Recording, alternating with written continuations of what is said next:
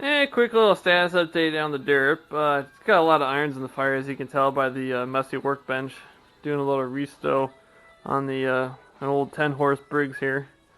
Now these are like 1970s horsepowers, not 2010s horsepowers. It's all about the torque. But anywho, I'm happy to announce that I am going to be able to run the TDI in the Derp ATV. Hurrah! I originally discounted the synchronous belt idea because of cost, but luckily with eBay you can get things for a quarter of the cost of like a new units.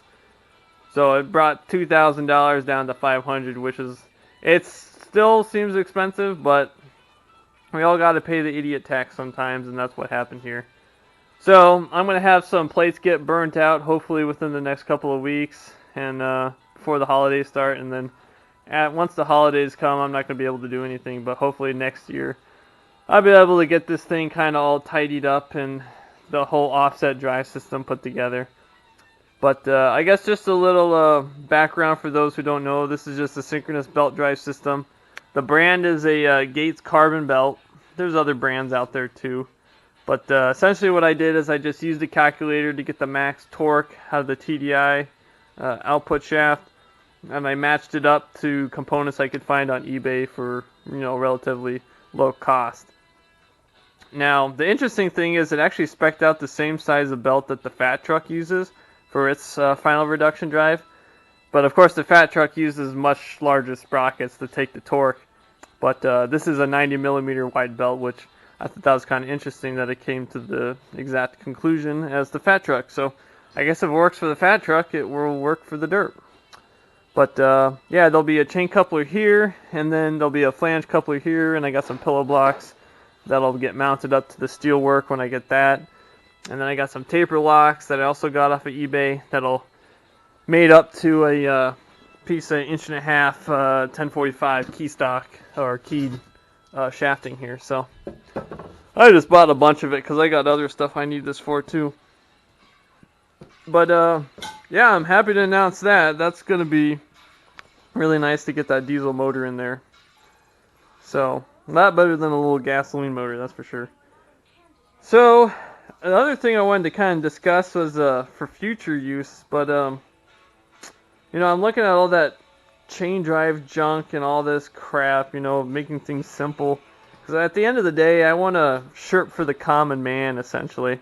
So I want to keep the costs down, and I want to keep the man hours down and the complexities down, while also still maintaining quality. That's just how engineering is from a continuous improvement standpoint. So watching some videos of Russians, their home builds and whatnot, I got to thinking about how some of them, they run 4 of these Gas 71 final drives per wheel. But what they do usually is they run 2 of these. So you essentially have 1 of these per each set of wheels, which is obviously a lot of mass and cost and complexity.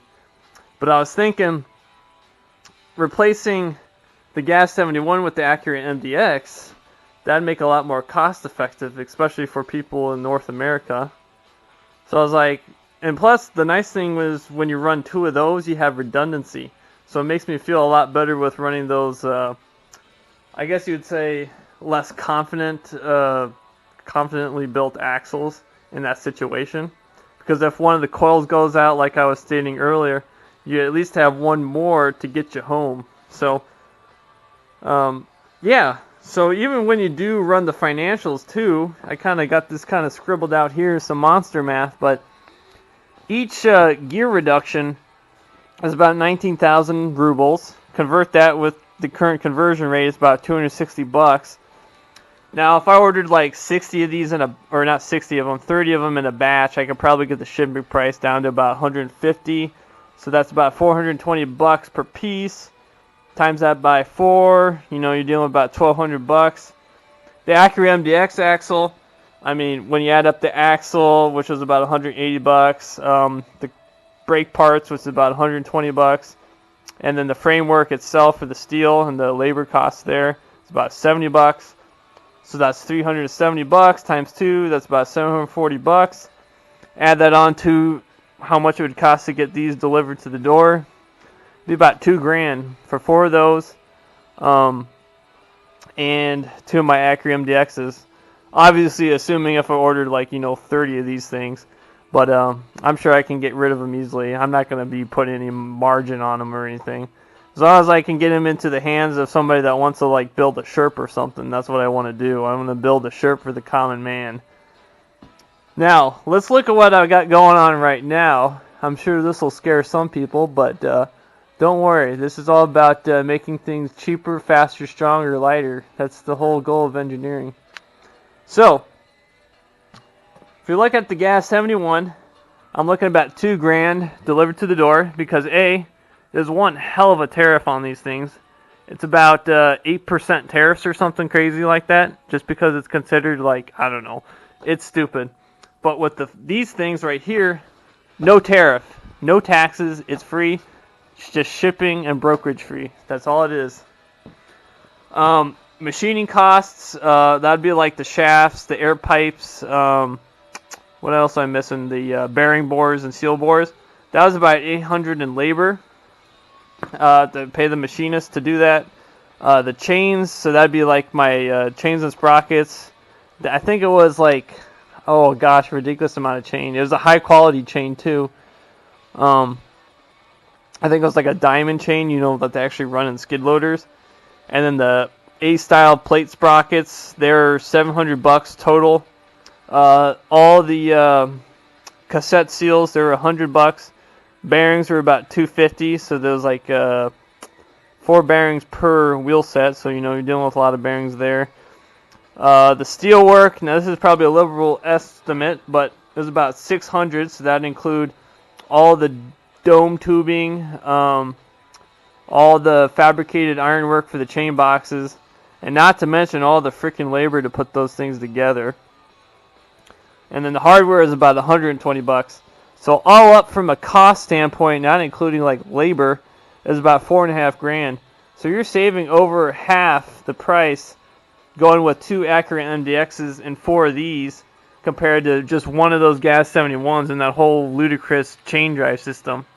And when I look at this, it's like it's so much simpler for the home builder because all you got to do is just burn out a plate, bolt it up to your tube steel chassis or what have you, and it's all self-moduled, it's all unitized. Really, all I got to do is you got to remove this cap. You just got to press fit a tube or something in there to give you a good air seal, and then burn out a plate with like a welded on tube that you can put a seal on there. That tube will stick out and you can put your air coupler. And then on this side you just put another tube that'll go out to your tire. Because this is a hollow shaft, so it all works out in that respect. And the nice thing is they don't shim this side of the tapered roller bearing set. It's all shimmed right here. And like I was saying, it's compact. I don't have to deal with the stupid space constraints like I was dealing with here with the whole chain drive system. It's a gear drive unit, so it's going to be a lot more reliable, and it's built for a super heavy duty machine, so it's going to last forever. And it's actually kind of fairly light, and it's compact, and everything's on the outside of the machine. It's just, I think at the end of the day, I think it's a win-win-win-win is what it's going to be. Now, I know the one thing that people are going to ask is, how do you make it adapt onto the funky spline system? Well, I was actually thinking if you could laser cut maybe like 4 sandwich plates together, like, out of a semi-hard steel like Strenix, like a 35 Roxy hardness type of stuff, and then sandwich them with the splines like laser cut, weld them together as like in a staggered configuration, and then turn it down on a lathe. I think that would give you a good economical drive hub type of deal. Because if you look at what they got going on here, it's really not much different. You would just basically weld the giant boss together and then turn it down. I think that'd be an economical way instead of buying a bunch of these and then hogging out the centers. That might be doable. But yeah, I just kind of want to go on that rant and see what others thought about that, because obviously if I want to make this economical, it's all about volume,